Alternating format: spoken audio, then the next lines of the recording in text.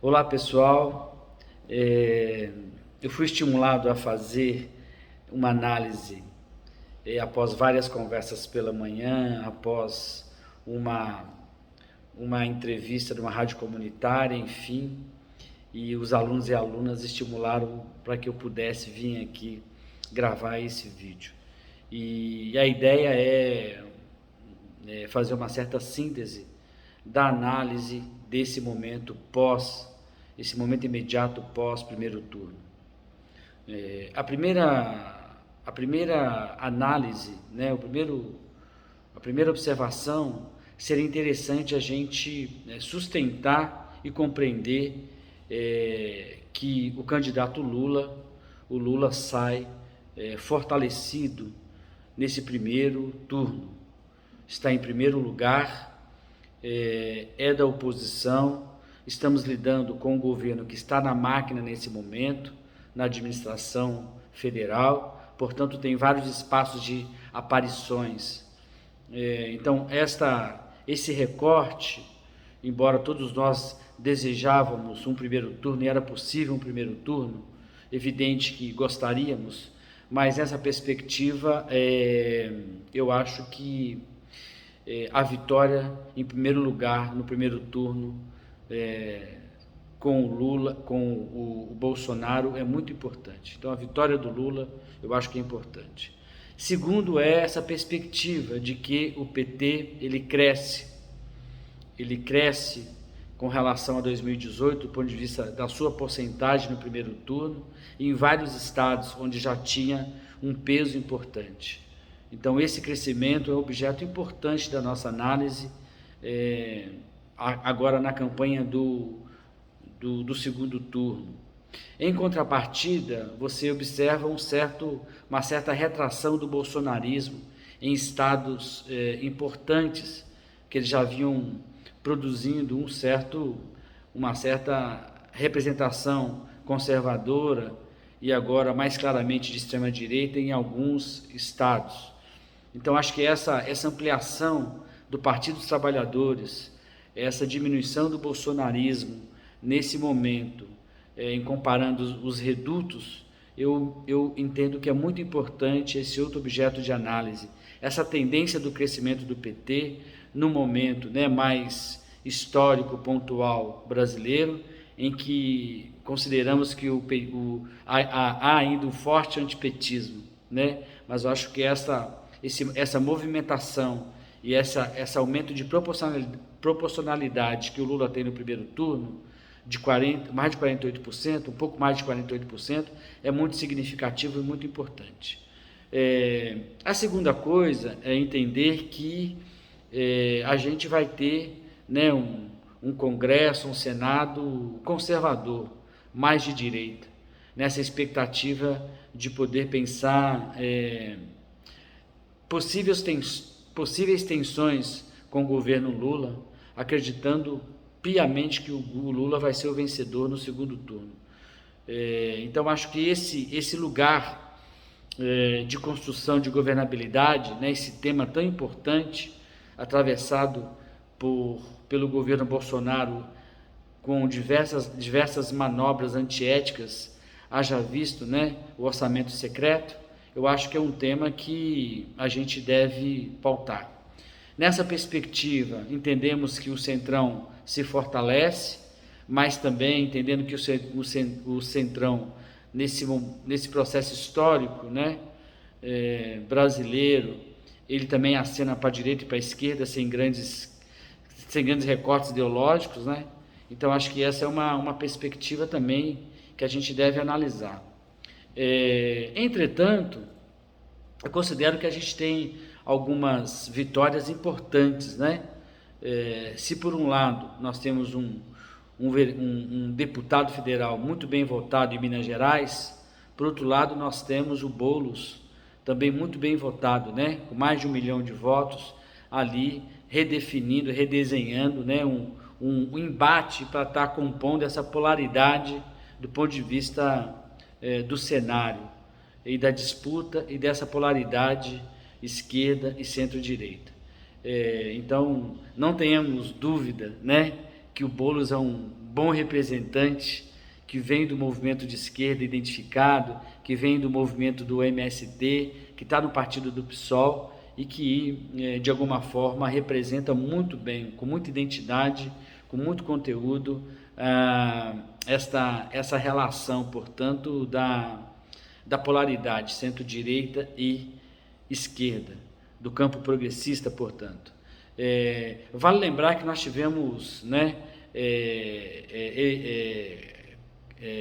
representantes importantes, né, o Padilha, ex-ministro da Saúde, o Padilha garante a vaga, né, a Erundina, a Benedita da Silva, a Maria do Rosário, enfim, uma série de outros representantes, né, vai compor uma relação importante na Câmara dos Deputados. Então, eu acredito que esse grupo, né, eu citei algumas pessoas, mas esse grupo representativo da população negra, das minorias sociais, né, da população do coletivo LGBTQIA+, dos povos originários indígenas, da mulher, de direitos, de políticas públicas, acho que nós temos representantes com muito conteúdo, muito bem representado e com muita identidade, com muita força. Nós temos, né, algum cenário que escapou muito de captar a realidade a partir das pesquisas eleitorais, né? Eu acho que nós temos uma surpreendente, um surpreendente resultado do Tarcísio e do Haddad em São Paulo, no estado de São Paulo, e temos lá o Castro e o Freixo também com uma diferença enorme, né? Definindo um reduto no Rio de Janeiro, extrema-direita, bolsonarista típico e com vários acenos, né, concretos de um uso corrupto da máquina, enfim. Eu acho que essa é uma parte da análise. Tem um outro tema que eu acho que é importante a gente caracterizar, qual vai ser o tom da campanha, né? Nossa campanha do Partido dos Trabalhadores, do presidente Lula, nesse segundo turno. Eu compreendo que a gente deveria estou pautando uma certa identidade, sabe?